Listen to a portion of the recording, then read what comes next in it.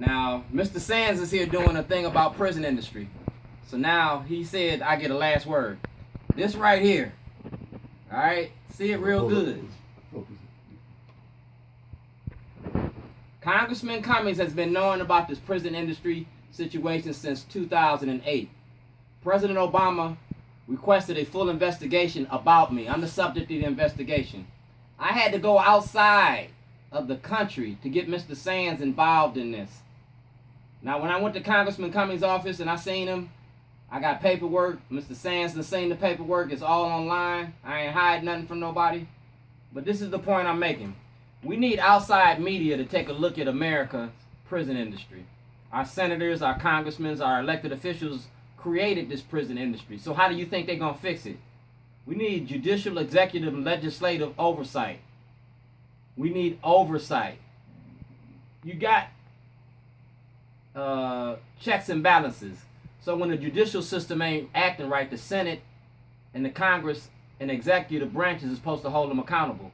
Well, in the same breath, who's going to hold our elected officials accountable if all three branches are doing the same thing? The prison industry in America could not exist without the knowledge, without the complacency, without the permission and the legislation in which these senators and congressmen have put into place. That's the laws we're suffering behind.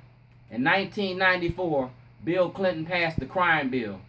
That crime bill has destroyed the black community in America. Now you want to vote for Hillary Clinton. You've been voting for the Democratic Party in America for the last 40 years, and for the last 50 years, they've been enslaving our communities. In every major city, Chicago, New York, Philadelphia, Detroit, Los Angeles, where you have a high density of black people, you have a run by a Democratic Party.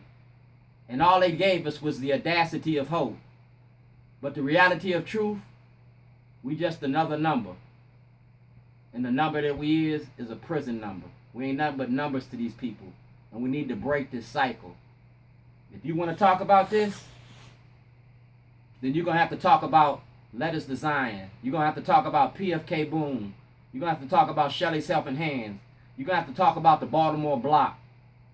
Because 2016, when Mr. Sands finishes his film or puts his film out, it's going to bring attention to Baltimore. More attention to Baltimore than you want to see.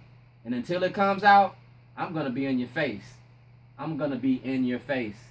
You can't talk about this without talking about me.